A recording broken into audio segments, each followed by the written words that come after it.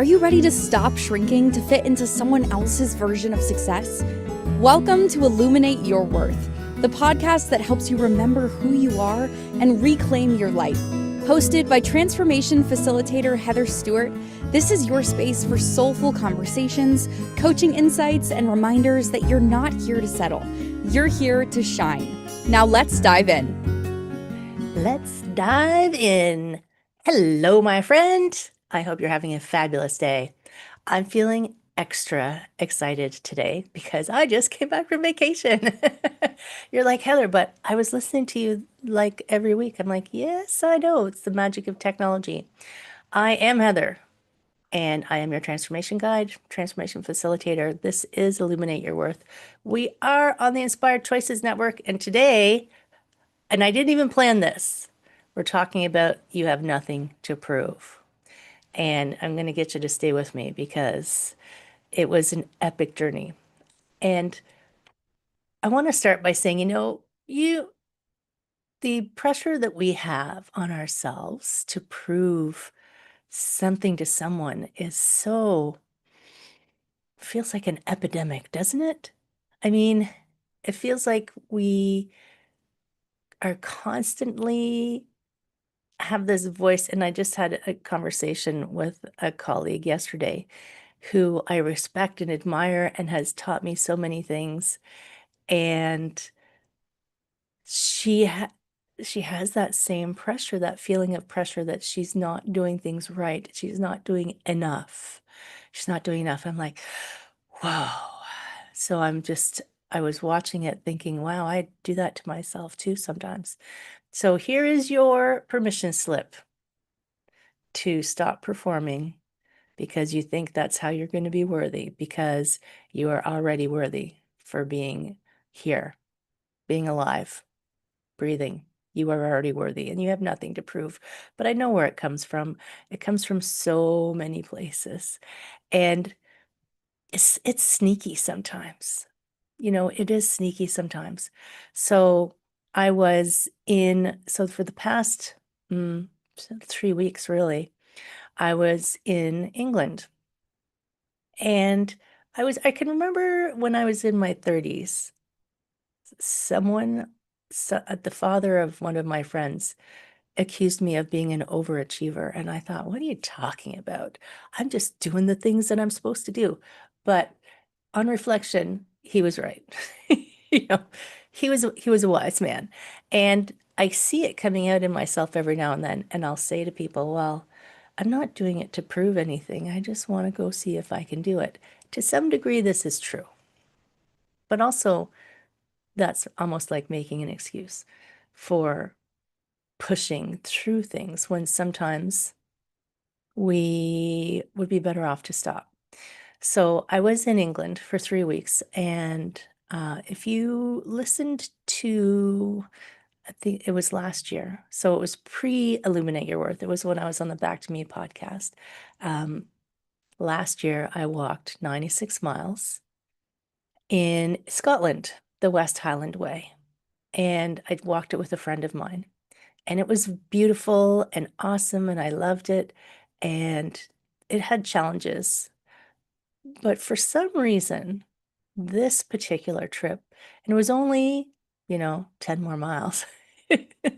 Really, it wasn't that much further. This trip felt more challenging. And I've been contemplating what this is. And I had chosen to do it alone. So my friend would have come with me again. But when I decided to go to England this year, and it's the Cotswold Way, if you want to look it up, you walk from village to village and you see sheep and cows and, bunnies and pheasants. And I saw, they're called red kites, they're hawks, and buzzards, which buzzards are actually beautiful birds, by the way. I had no idea. I thought they looked like um, vultures, but they actually just look like a hawk. And I just walked through woods and farmers' fields and these little villages. And I had decided when I was walking in Scotland, I saw some people walking alone. I thought, oh, that's interesting. I think that would be an interesting thing to try. And I'm always this curious person who just wants to go and try things. And as my husband will point out to me, I don't always think all the way through to what it's actually going to look like when I'm doing it. So I'm walking the Cotswold Way, and I was probably on about day 3.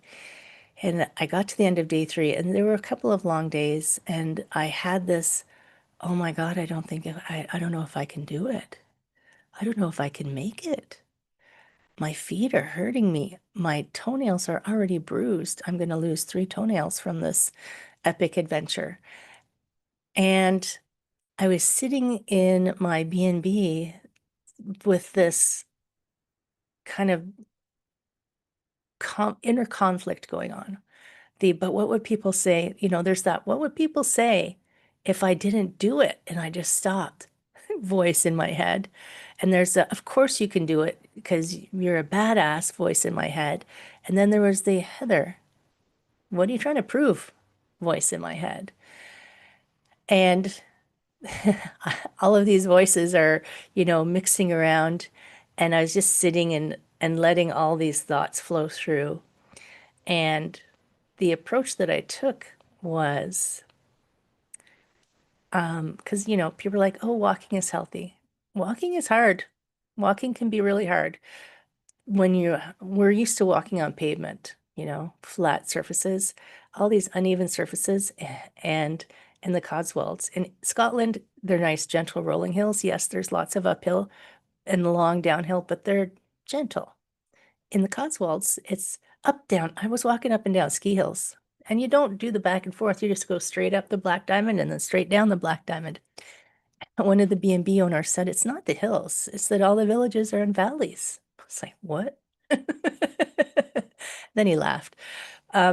So as I was sitting there struggling with what I was going to do the next day, because it was going to be another long day, I just paused and was contemplating what this pressure was I was feeling to prove something.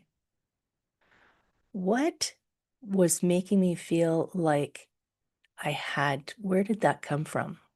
Where did it come from, this need to do exactly this thing, right? And I mean, it can be overdoing something. So this pressure to prove yourself, it's like overdoing. I mean, these big long walks, and I did when I was recovering from my stroke in 2020, I had the stroke in 2021. In 2022, I did this epic kayak race of 120 kilometers. I think it was 120 kilometers. These numbers, so they all had to be big for some reason.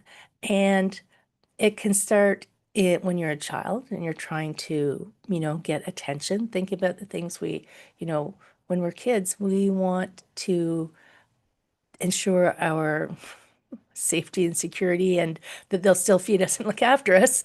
So getting the attention of caregivers is one way we try to prove ourselves. And sometimes we learn that, oh, if I do something big and impressive, then people pay attention, right? Or corporate world.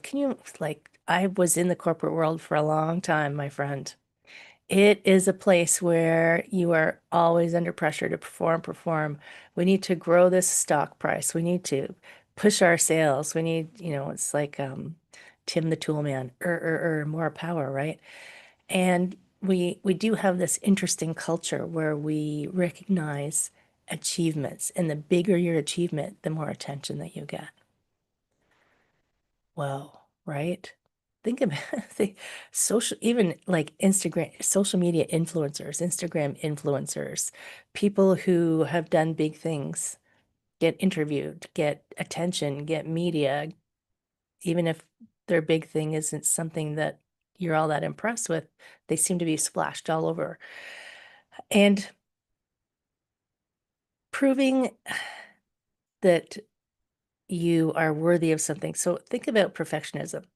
I'm a recovering perfectionist. When you're trying to make something perfect, you're trying to say, look, I am this amazing person and this is perfect. But if you're overdoing it and you're trying to make things perfect and you're trying to always be 100% this, nothing, you don't ever do anything wrong and everything is always perfect, uh, that's just, you know, giving yourself so much pressure, this pressure of performing. Um, I heard this quote, proving is just perfectionism in prettier clothes. So trying to prove yourself is just hiding your perfectionism in prettier clothes. I don't know if that's prettier or not, because they're both kind of hard to deal with.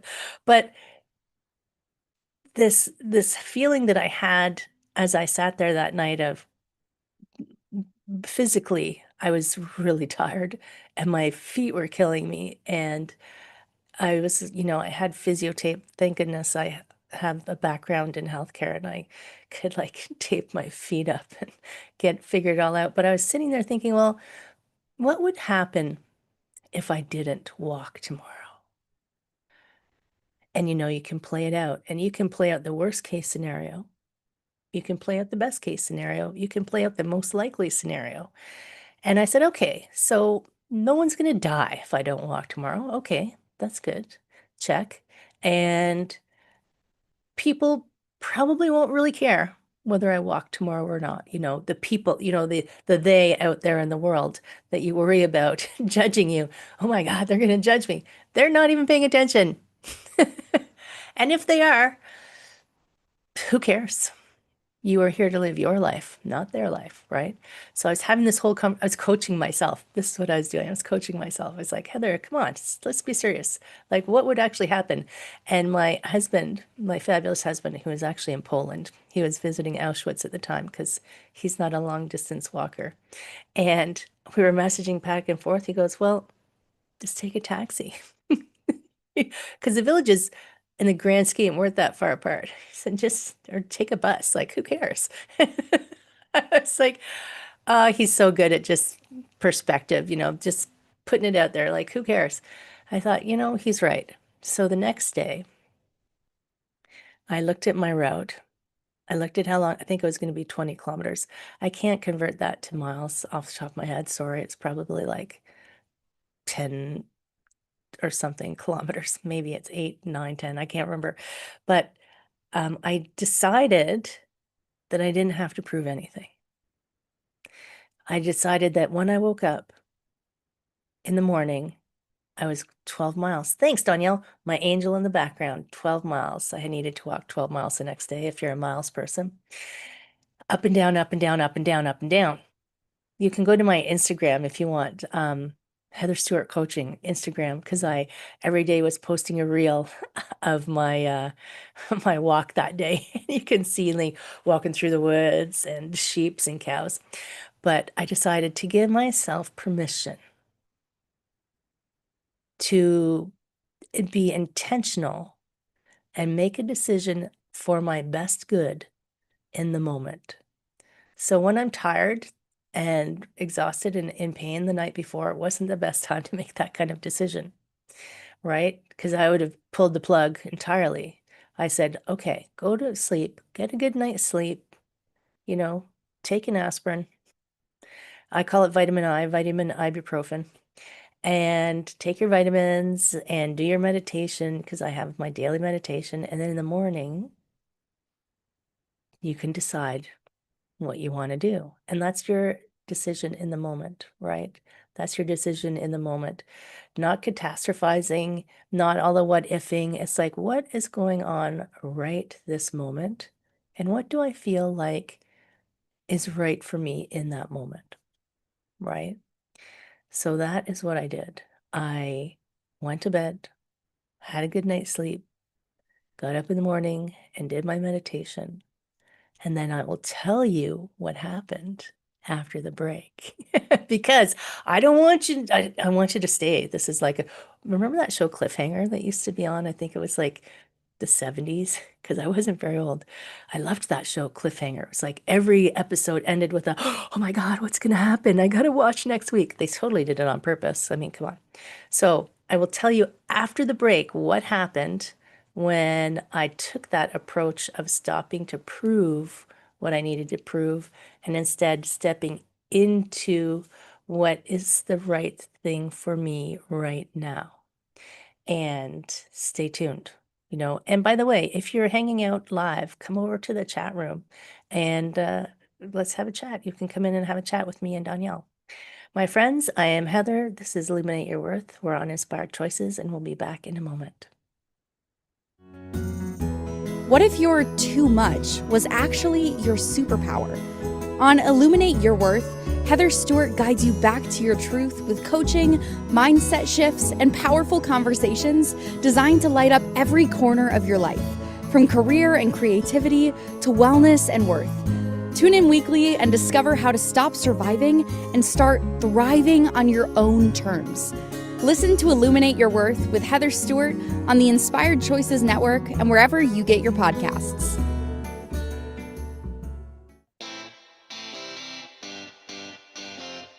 Are you a subject matter expert? Are you here to share your expertise with an audience waiting to hear from you in only the way you can deliver? Are you ready to have your voice amplified across the airwaves?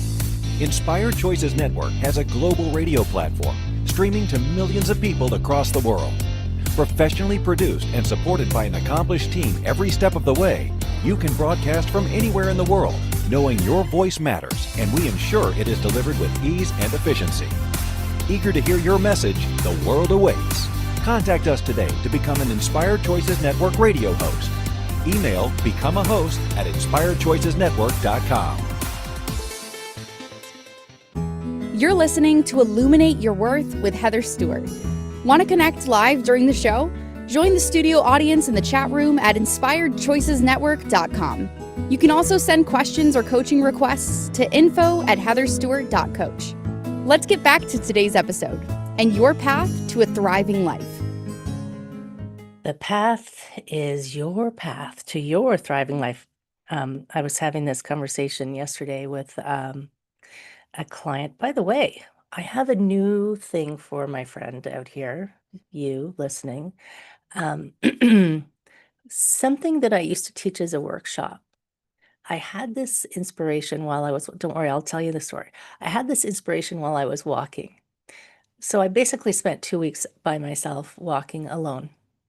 You say hello to people as you go by them, but I was alone inside my head. And something that I used to teach as a workshop, I said, that would be so powerful for someone one-on-one. So that's what I'm doing. I call it what did I call it? The aligned, oh my God, I just named it too. It's aligned activation, aligned activation audit. And what it is you and me one-on-one. This is free, by the way. You and me one-on-one. I'm going to take you through a series of questions to help you dig in and clarify what it is that's getting you stuck, because it's different for everyone. And that was the conversation I was having yesterday. This person thought she was stuck in one spot when really it was somewhere else, and the other spot was a symptom. So it's like these questions are to dig in, to uncover some things, to help you see the things that you're having trouble seeing. So my offer to you, my friend, if you're interested in just a free one-on-one with me it's an hour, that's a big deal. Just email me, info@heatherstewart.coach, because then I can send you the information. So I'm walking the Cotswolds by myself, and I'm tired and I'm sore. And I have those voices in my head telling me that, and these are old voices. I mean, they've been around a long time. Your performance voice, you push through voice. I mean, I'm come from a British background, the keep calm and carry on voice. It's like, oh, we just stiff upper lip, just keep going, push through, push through, push through. And I've been trying to unpack that for probably 20 years now, trying to maybe longer, unpacking all of that. And my decision to make that my intention to make my decision in the moment instead of the catastrophizing, instead of making a decision for something that I wasn't sure how I was going to be the next day, right? So the next day I got up from my lovely B&B and I ate a lot of full English breakfasts. Let me tell you, those will keep you going for hours. Every B&B had a full English. I was like, yeah, full English, let's go. But I had my meditation and I was sitting before I went down for breakfast and I was like, okay, how do I feel? Checking in. I feel pretty good. Am I sore right now? My toes are a little sore, but I'm okay. You know, um, I had my compression socks. It's like, should I wear my compression? I was asking my, intuition, compression socks today. What boots do I wear today? What should I wear today? And I said, okay, this is what I'll do. I'm going to start walking. Yeah, I love the full English breakfast, Danielle. It's so good.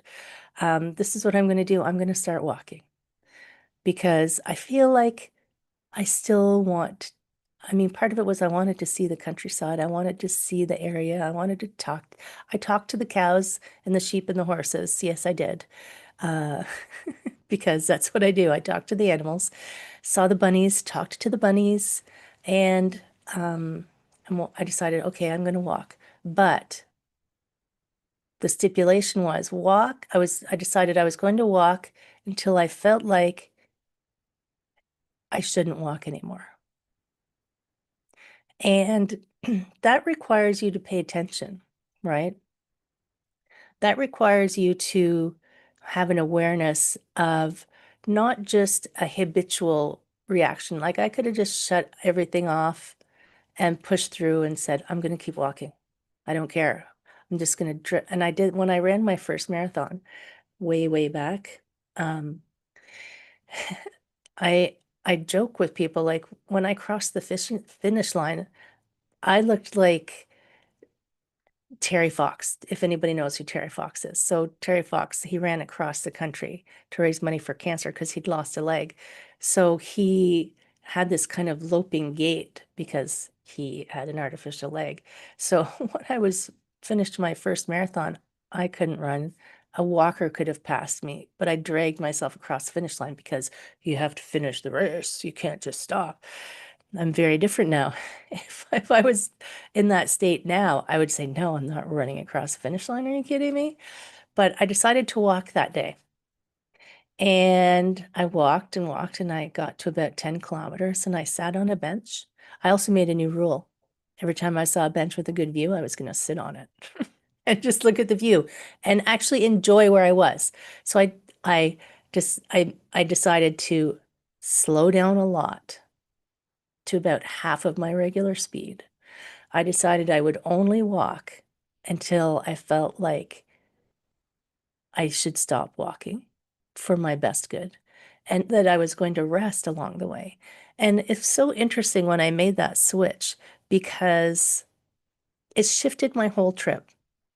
And it made me, and this wasn't judging anybody else, but it made me realize as I saw people walking, they were walking like with a purpose. I need to get to that place. I'm going from here to there. I need to go there. And I realized that I had started out that way. I need to go from here to there. Let's go. There's my goal. I'm going. Instead of this, I'm going to prove that I can get there. Instead of just saying, well, you know what? I actually came here because I wanted to see the place. So let's actually slow down so I can look around. Let's pause. Because the first day I had, I have this little competitive streak in me. And I don't try to compete with other people. I try to compete with myself. That's what I say to myself. But I wanted to see the first day how many people I could pass. I'm like, oh, I could pass that person. I can pass that person. Then from then on, I'm like, how many people can pass me? That was my goal. How many people can I let pass me? So I slowed way down and I took some breaths and I looked around a lot and I rested. I would sit on a bench with my feet just dangling, looking at the scenery. And when I got to the first 10K, which is half of whatever, which was about 6 miles, sitting on a bench and I'm looking around, I'm like, okay, Heather, how do you feel? It's like, I feel good. Feel pretty good. My feet, they're okay. I've walked 6 miles feet. Said, can you go on, Heather? Yes. Yeah, I think I'd like to keep going. And that's how I traded every day. So I actually did finish that day, and I wasn't tired and exhausted and burnt out and doubting if I could ever go on. But I didn't assume that I was going to keep walking the rest of it. Every day I did the same thing. How are you feeling? I feel okay. Okay, should we keep walking? Yeah, I think I'd like to keep walking.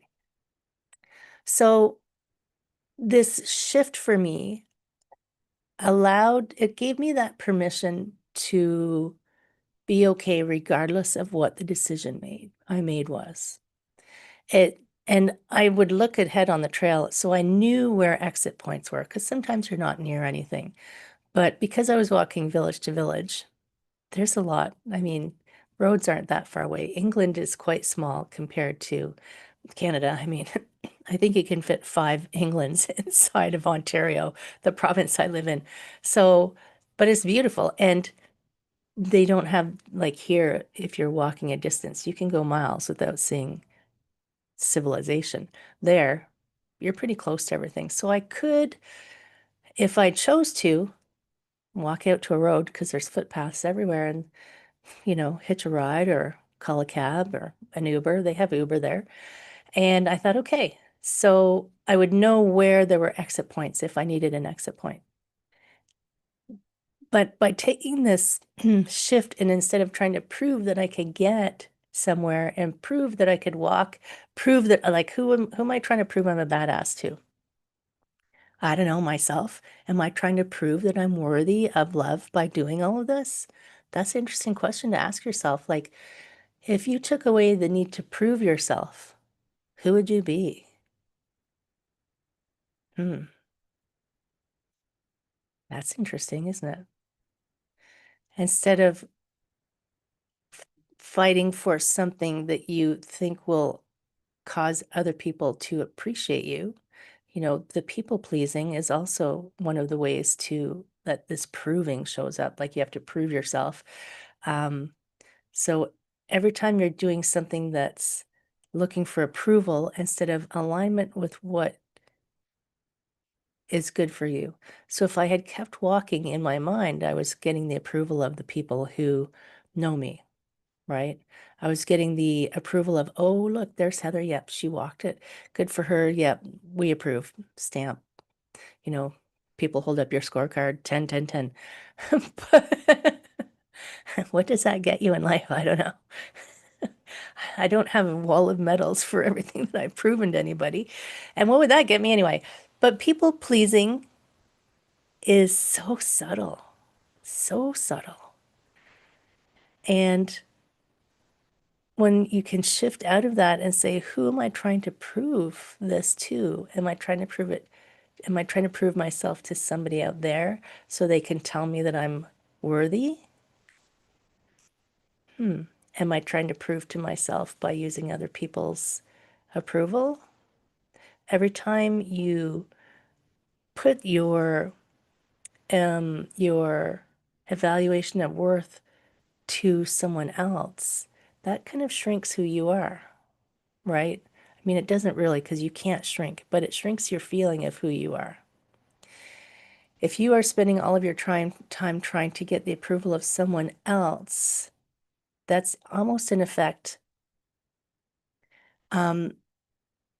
denying the fact that you are the person who gets to decide if you're worthy, and you are already worthy, and accepting that you are worthy. You don't have to prove your value. But I know that we've come through the world. We've come through the world understanding that we need to somehow prove ourselves through our work success. I have this big fancy job. I make a lot of money through our fame and fortune. Everybody wants to be famous until they are, and then they don't really want to be famous anymore. Um, uh, I'm amazing at this. Athlete, picture taking, painting.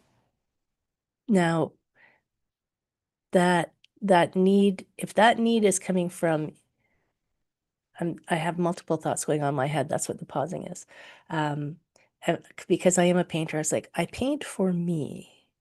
not to prove or gain the approval of others. But if everything that you create or do in your life, you are creating or doing because you're trying to find something outside of you, then you're not really creating it for you. And even my coaching. So my coaching, I do my coaching because that is an alignment for me.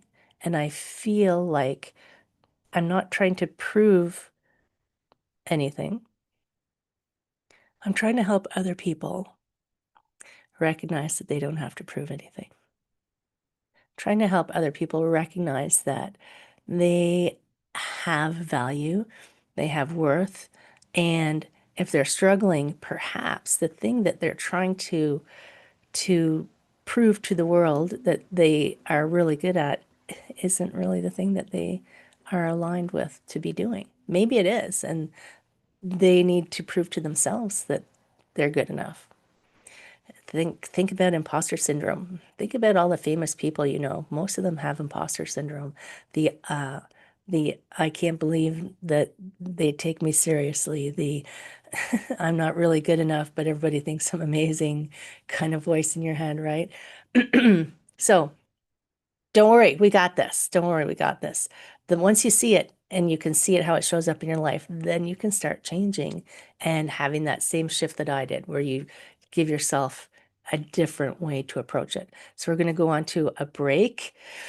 Stay tuned while we're on break. Hey, if you want, pop over and give us some likes and subscribes. And hey, how about a little 5-star review over there on your favorite listening platform? I would appreciate that. I am Heather. This is Illuminate Your Worth on the Inspired Choices Network, and we will be back in a moment. What if your too much was actually your superpower? On Illuminate Your Worth, Heather Stewart guides you back to your truth with coaching, mindset shifts, and powerful conversations designed to light up every corner of your life, from career and creativity to wellness and worth. Tune in weekly and discover how to stop surviving and start thriving on your own terms. Listen to Illuminate Your Worth with Heather Stewart on the Inspired Choices Network and wherever you get your podcasts.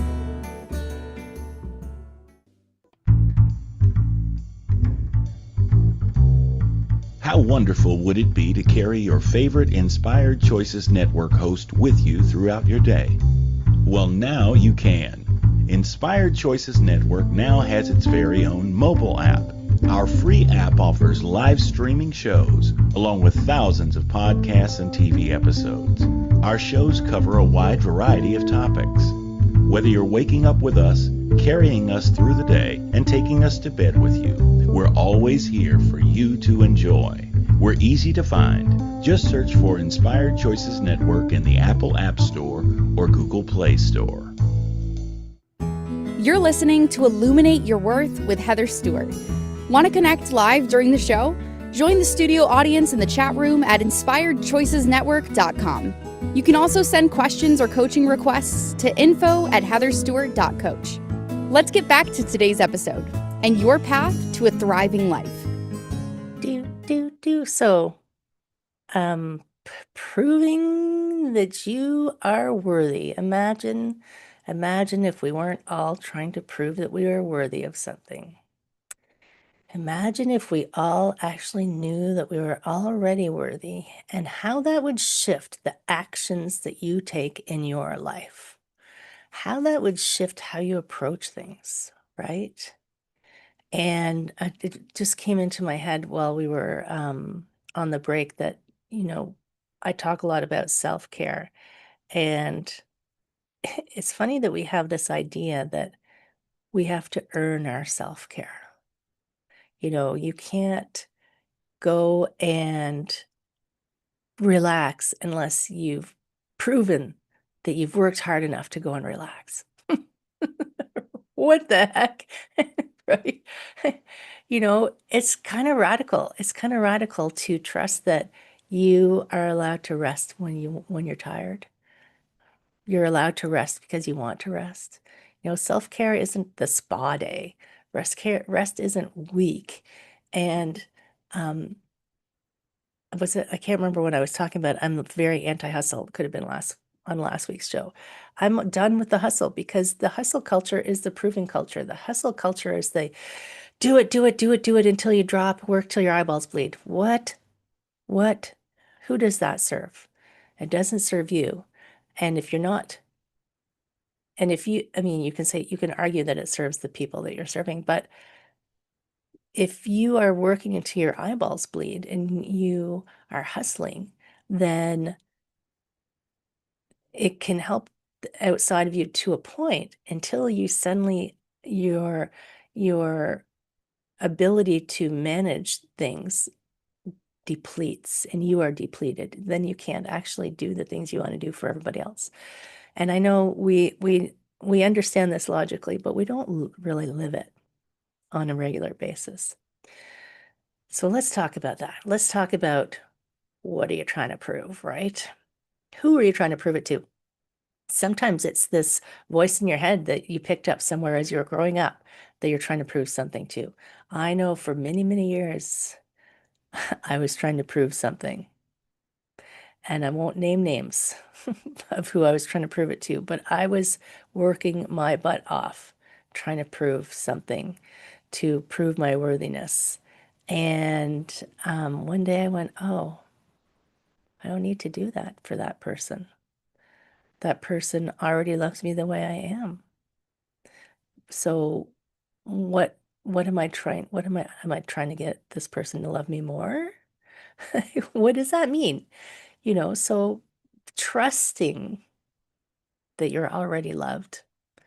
Even if you can't name the person who loves you, somebody in the world loves you, and it could be just the universe, and that's enough, right? That's who you spend all your time with. Walking 2 weeks alone, I'll tell you, you spend a lot of time with yourself. You should love yourself the most, right? And if you stopped trying to prove something to whatever is the voices, the person, the people, the in quotation marks people, the them, what would it feel like? And you don't need to do more to be worthy. You just need to feel safe doing less, right? You don't need to do more work, more proving yourself, more. Because if you're someone like me who is the overachiever, how much can you do? And you've done so much already. If you don't feel worthy yet, how will doing more make you feel more worthy? Right? Instead, if you can feel safe doing less and add in some self-care and add in some rest, slow down to half speed. That was actually a game changer for me, slowing down to half speed, slowing down to appreciate where I was instead of rushing to the next space or the next thing, slowing down so I could sit and look at where I was, slowing down and resting, letting my feet dangle. One of my favorite things is a swing set, by the way. When I was in corporate life, if I was having a really bad day, in the middle of the day, I would go to a playground and swing on the swing set. Don't tell anybody. No, I'm kidding. None of my corporate people knew that I used to go and swing on swing sets when I was stressed out. But maybe it was self-soothing, right? Swinging on the swing set.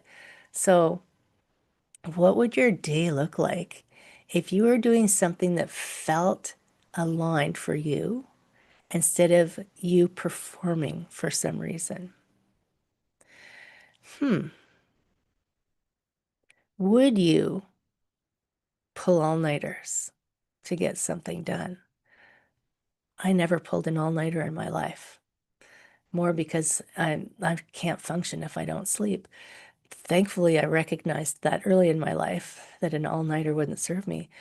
But it sounds almost like heroic, doesn't it? It's like, remember that show 24 where it takes place in 24 hours and nobody on TV seems to sleep.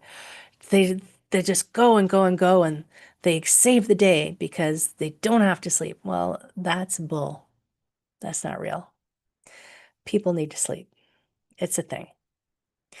And by that pushing through, it's like you are pushing your your energy out, but not taking any back in. It's like a one-way street. You're pushing it out, pushing it out. Where is the input? Where is the input?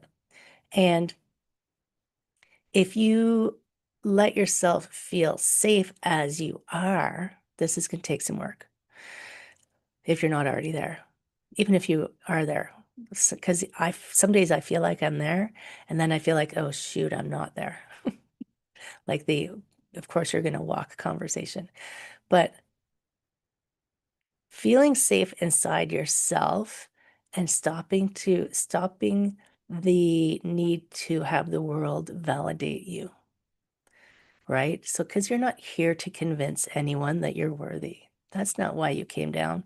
That's not why you decided to incorporate in this life into this 3D place. That's not why you came down to do something. I believe that. I believe you came down to do something. But it wasn't here to convince people that you were worthy of being here. That's not why you came down. You came down here to connect with other people, other beings, other things, and that interconnection somehow has become this weird space where you feel like they're only connecting to me because they see whatever the mask is that you wear, whatever the performance is that you wear, whatever your outfit is. But if you think on an energetic level, they're connecting with you because the energy is aligned. If you can both be cognizant of that, right? And if they're connecting with you because of the energy is aligned in whatever way they're connecting, then you have nothing to prove. And it's okay to be you. You don't need to feel safe, right? You are safe.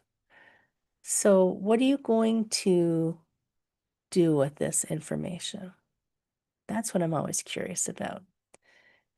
If you let opportunities that excite you come to you, if you let that excitement translate into doing something that feels good for you without proving that you have to do something.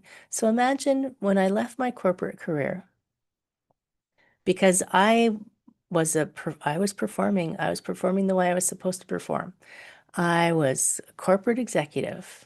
I had the salary. I had the company car. I had all the things you're supposed to have. And and I quit. Whoa, crazy pants. But there were people in my circle at that time who were so tied into that idea of what life was supposed to be, how you were supposed to perform and perform and perform until you retire and die. That when I did that, it shook their world a little bit and they did not approve. So imagine if I had recognized that I was upsetting a lot of people, that I was disrupting their worlds, that I was doing something different than the herd, that I was breaking from what was the supposed to be's, and I stayed in corporate. I probably would be dead, actually, because part of the reason that I survived my stroke fairly unaffected, relatively unaffected. There are some effects, but only I noticed them.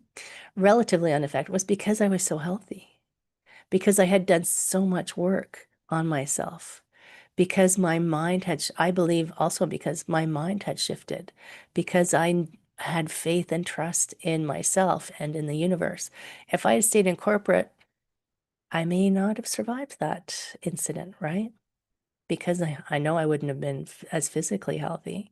Working 12 hours a day at a desk, you do not have all the time in the world to take care of yourself. So, but if I had not realized that it was safe for me to make a different decision and stop performing to the expectations of others, then I would not be where I am today. And I would not be sharing my crazy life with you and my thoughts that come to me. I will tell you when I was walking, I'll tell you after. Okay. I'll tell you after. We're going to go for another break. Danielle always pops my little reminders in. So we're going to go for another quick break. Don't worry. If you didn't get a chance yet, pop over and give us our 5-star review. I'm Heather. This is Illuminate Your Worth, and we'll be right back. What if your too much was actually your superpower? On Illuminate Your Worth, Heather Stewart guides you back to your truth with coaching, mindset shifts, and powerful conversations designed to light up every corner of your life, from career and creativity to wellness and worth. Tune in weekly and discover how to stop surviving and start thriving on your own terms. Listen to Illuminate Your Worth with Heather Stewart on the Inspired Choices Network and wherever you get your podcasts. You're listening to Illuminate Your Worth with Heather Stewart. Want to connect live during the show? Join the studio audience in the chat room at inspiredchoicesnetwork.com. You can also send questions or coaching requests to info@heatherstewart.coach. Let's get back to today's episode and your path to a thriving life. Yes, yes, yes. Let's continue our path. I don't think the path ever ends, by the way. So there's been times where I'm thought, wow, I'm here. No, you're not, Heather. That's just the next step. There's another. It's like, what's behind door number 3? Uh, so I'm going to think back. One of the very first books I bought, I didn't do yoga. I didn't do meditation or anything at the time. I couldn't even tell you why I bought that book. But it was called Peace is Every Step by Thich Nhat Hanh. And that was way, like I might have still been in my 20s when I bought that book. And I wonder if that's like that first little inkling. When you look back, perspective is everything, like, right? So when you look back, you're like, how did I get here? How did I find the power, the trust inside of me to know that I'm not here to convince people how good I am? How does one find that your power isn't improving yourself to someone, but it's in being present with people? Because being present with someone is so powerful. That's so powerful. And I can guarantee you that whatever you do, there's probably other humans involved in what you do, right? There's probably something somewhere where there's no other humans involved in what you do on a day-to-day basis, something somewhere. But whatever you do, being present with another person is the most memorable thing that you can do for that person. And they won't remember you climbing a mountain or crossing an ocean potentially, but they will remember they'll remember how you made them feel. And being present with someone is how you help that person see their own worth, right? I mean, that's what I do. That's what those one-on-ones are for. The aligned activation audit. I'm serious. Email me, info@heatherstewart.coach. I will spend an hour with you and I will be fully present for you to unpack whatever it is you want to unpack. And when we're doing this, that presence for yourself as well, be present for other people, but also be present for yourself. So each morning after my meditation, I was present with myself and said, do I want to continue this, or is there something else aligned for me right now? And that, I'm going to give you that permission slip if you need it. Here, there's your permission slip. Be present with yourself. Get to know what makes you feel good.